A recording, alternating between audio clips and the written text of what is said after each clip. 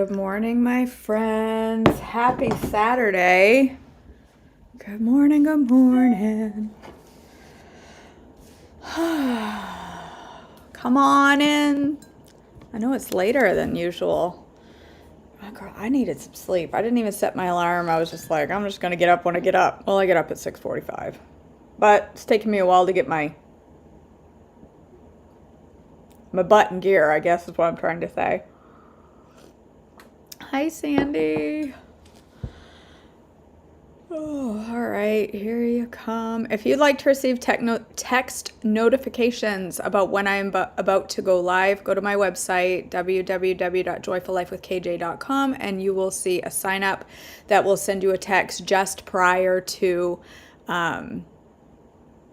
going live on wherever it is I am, Facebook and YouTube. You'll get a text. So, Mary Beth, sign up for the text notifications, and then you'll know when I'm going live. All right, guys, October 22nd. The story of the vineyard workers, Matthew 21 through 16. For the kingdom of heaven is like the landowner who went out early one morning to hire workers for his vineyard. He agreed to pay the normal daily wage and sent them out to work. At 9 o'clock in the morning, he was passing through the marketplace and saw some people standing around doing nothing. So he hired them, telling them he would pay them whatever is right at the end of the day. So they went to work in the vineyard. At noon and again at 3 o'clock, he did the same thing. At 5 o'clock in the afternoon, he was in town again and saw some people standing around. He asked them, "Why haven't you been working today?"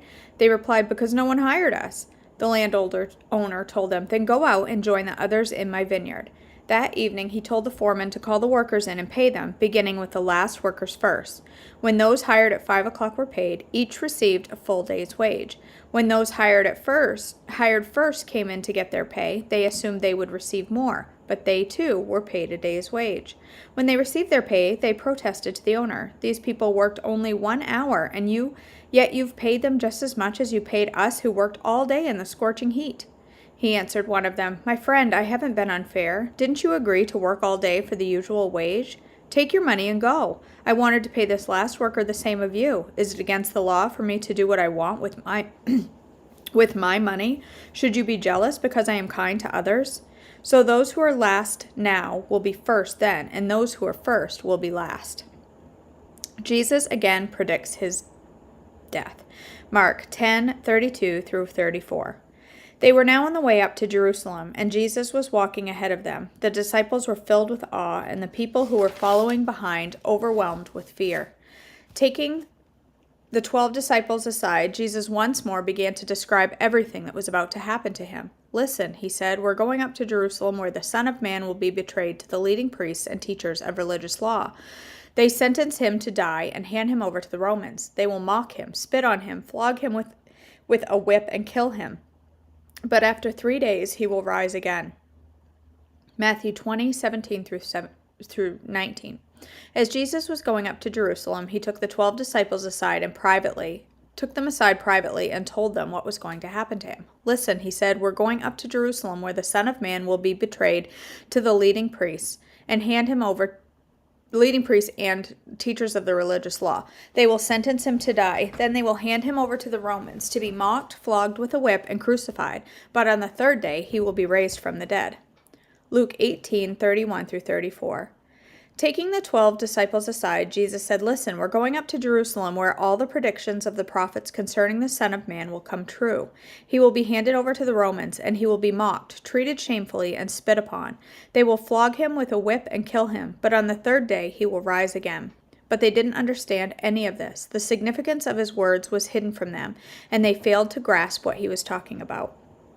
Jesus teaches about serving others. Mark 10:35 through 45. Then James and John, the sons of Zebedee, came over and spoke to him. "Teacher," they said, "we want you to do us a favor." "What is your request?" he asked. They replied, "When you sit on your glorious throne, we want to sit in places of honor next to you, one on your right and the other on your left." But Jesus said to them, "You don't know what you are asking. Are you able to drink from the bitter cup of suffering I am about to drink? Are you able to be baptized with the baptism of suffering I must be baptized with?" "Oh, yes," they replied, "we are able." Then Jesus told them, "You will indeed drink from my bitter cup and be baptized with my baptism of suffering. but I have no right to say who will sit on my right or my left. God has prepared those places for the ones I have chosen." When the 10 other disciples heard what James and John had asked, they were indignant. So Jesus called them together and said, "You know the rulers of this world lord it over their people, and officials flaunt their authority over those under them.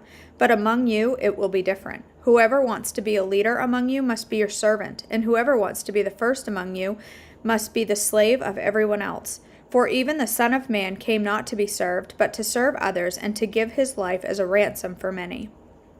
Matthew 20:20 through 28.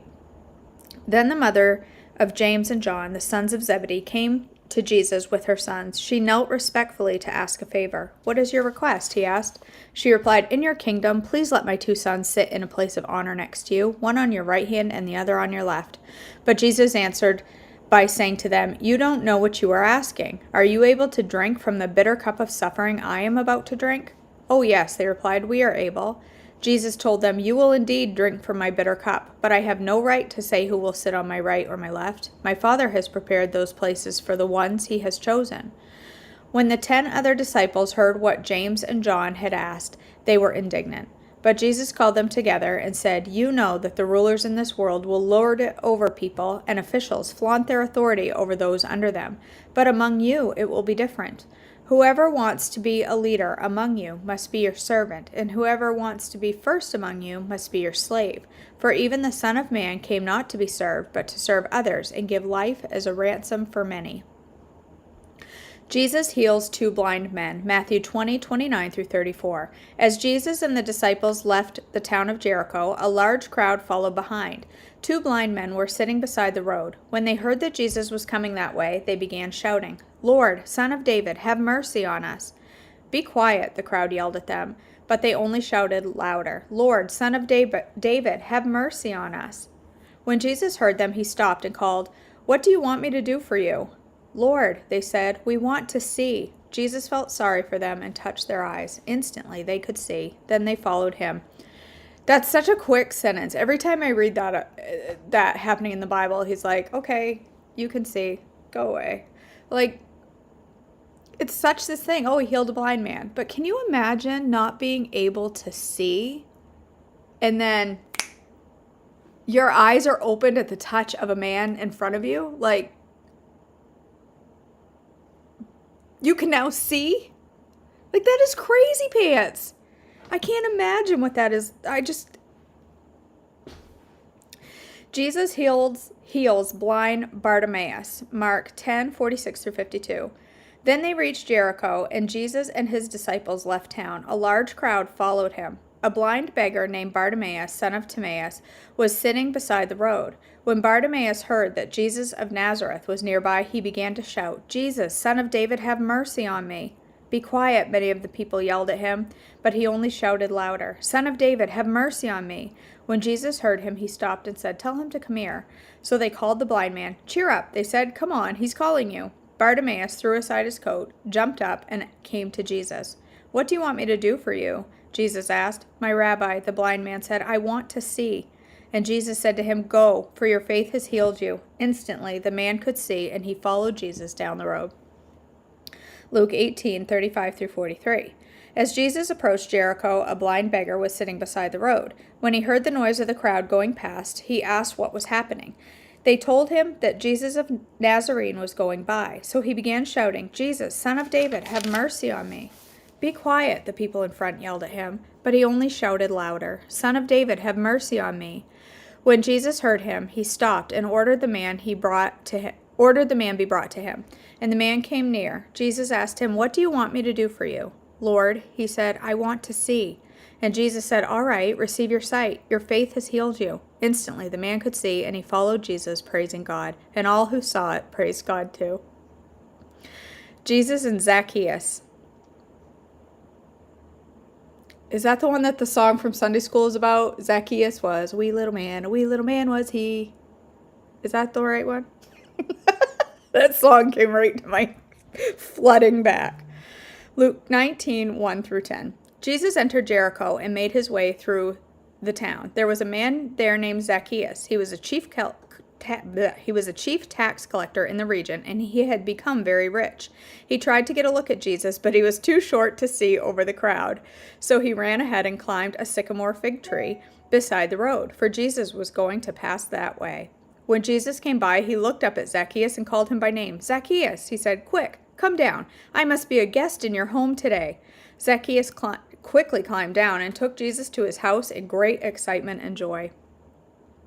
There is huge crowds of people following this man, like multitudes. That's thousands, not just a couple people surrounding Jesus down the road. There are thousands of people following this man everywhere he goes. And he says to Zacchaeus, "Take me to your house." That would be for us. Obviously, Jesus is a much bigger celebrity than walking down the street and seeing, okay, if Gordon Ramsay were walking down the street and he was like, "Hey, Jay, come on over. I'm going to cook you dinner." I'm sorry, what?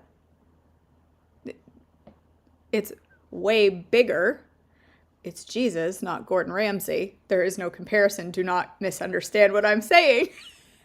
But it would be like seeing this celebrity walk by and, "Hey, I'm going to your house for..." Actually, it would be like Gordon Ramsay saying, "KJ, I'm coming to your house for dinner." Not me going to Gordon's. It would be Gordon coming to my house, which would just be a bad idea, is what that would be. A very bad idea. Zacchaeus quickly climbed down and took Jesus to his house in great excitement and joy. But the people were displeased. "He has gone to be the guest of a notorious sinner," they grumbled. Grumbled, not crumbled. Meanwhile, Zacchaeus stood before the Lord and said, "I will give half of my wealth to the poor, Lord, and if I have cheated people on their taxes, I will give them back 4 times as much." Jesus responded, "Salvation has come to this home today, for this man has shown himself to be a true son of Abraham. For the Son of Man came to seek and save those who are lost." Story of the 10 servants, Luke 19:11-27. The crowd was listening to everything Jesus said, and because he was nearing Jerusalem, he told them a story to correct the impression that the kingdom of God would begin right away. He said, "A nobleman was called away to a distant empire to be crowned king, and then return.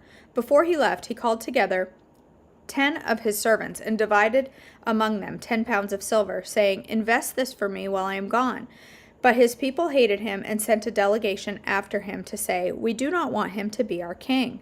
After he was crowned king, he returned and called the servants to whom he had given the money. He wanted to find out what their profits were. The first servant reported, 'Master, I invested your money and made 10 times the original amount.' 'Well done,' the king exclaimed. 'You are a good servant. You have been faithful with the little I entrusted to you, so you will be governor of the 10 cities as your reward.' The next servant reported, 'Master, I invested your money and made 5 times the original amount.' 'Well done,' the king said. 'You will be governor over 5 cities.' But the third servant brought back only the original amount of money and said, 'Master, I hid your money and kept it safe. I was afraid because you are a hard man to deal with, taking what isn't yours and harvesting crops you didn't plant.' 'You wicked servant,' the king roared, 'your words condemn you. If you knew that I'm a hard man who takes what isn't mine and harvests crops I didn't plant, why didn't you deposit my money in a bank? At least I could have gotten some interest on it.' Then, turning to the other standing nearby, the king ordered, 'Take money from this servant and give it to the one who has 10 pounds. But, Master, they said he already has 10 pounds. 'Yes,' the king replied, 'and to those who use well what they are given, even more will be given. But from those who do nothing, even what little they have will be taken away. And for those enemies of mine who didn't want me to be their king, bring them in and execute them right in front of me.'" Oh my goodness. I can, Jessica. Bonnie, you never know. He may like a little golden retriever on his pumpkin cake roll. This is the Bible I'm reading, Jessica. This is the 1-year chronological Bible. It's called Expressions. It's New Living Translation. This is my second time through it, and I love it. It's right in order of how things happened. So you kind of you'll be a few pages into Genesis, and all of a sudden you're in Job. And it repeats things a lot in the New Testament because it reads it from Matthew, from Mark, from Luke, and then John. So sometimes you'll read the whole story 3 times in a row. It's in my Amazon store. If you go to my Amazon store, there's a link there that you can get it. And it's like $17, I think. It's not terrible expensive. It's not like leather or anything. Just paper. Just paper. All right. We are moving on to breaking free from body shame. We're on day 39. Let's see. Uh-oh. I must have dropped my... Oh, well, I turned right to it. That's a shock. I don't know what I did with my bookmark. Must be somewhere here close by. Oh, here it is. Okay. So we are finishing chapter 5. I think it's chapter 5, called Resting from the Quest for a Better Body. This chapter has all been about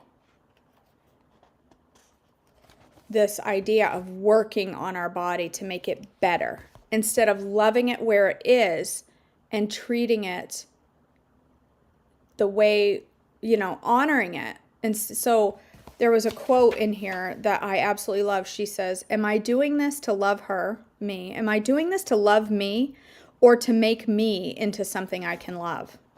That is powerful, you guys. Am I following Trim Healthy Mama, for example? Am I putting nutritious foods in my body? Am I focusing on not eating sugar ever again because I love my body the way it is and I want to honor it and heal it and have the best version that it can be health-wise? Or am I trying to make it into something that I can love? I don't love my weight right now, so I'm going to do this so that I can be skinny. Or I'm going to do this so that my butt's not so big, my arms aren't so big, my double chin goes away, so that I can finally be happy with who I am. Or am I doing it just because I love my body? I think that is just the most powerful statement so far in this book. It is big. It's a big quote. All right, we are on page 108. This is Words from Our Friends, which is at the end of each chapter. It has a little blurb from somebody who's working on these same things. So this one is from Tiffany. Oh, Karen, yes, absolutely 100% we'll be praying for you today. I want to add you to my... I need a pen. I want to write your name down.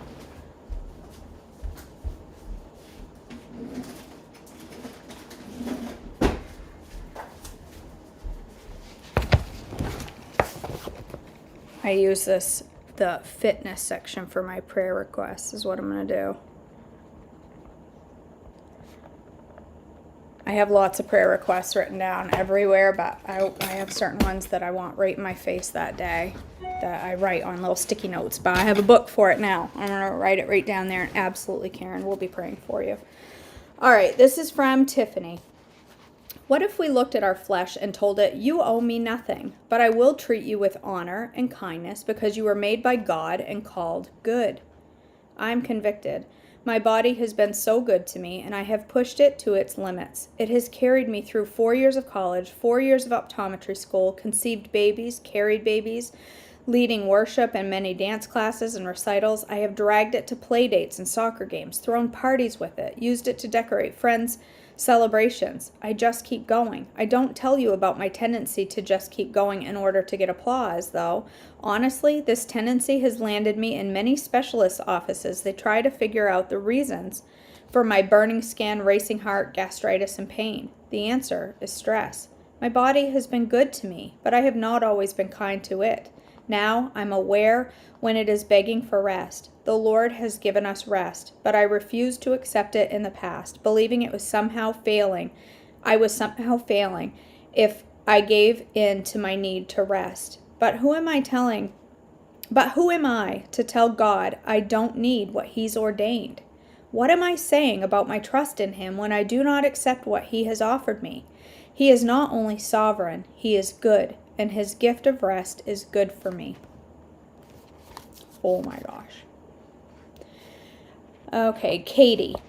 My version of cerebral palsy is what they call spastic quadriplegic cerebral palsy, and it affects my whole body. Basically, the motor skills portion of my brain didn't form correctly because I was born prematurely.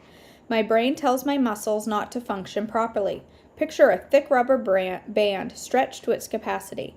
That is my muscles' normal state, even when resting. Now, imagine pushing on that taut rubber band. That is my muscles moving, if at all.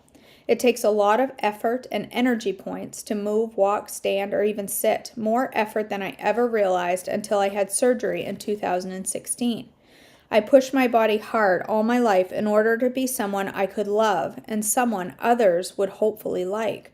But what ultimately happened was that I became something that felt successful in the eyes of the world, being a mama. While I was happy doing what I was doing, it's an amazing job, I never felt worthy of the love and admiration of the people around me, of God, of my family, and definitely not of myself.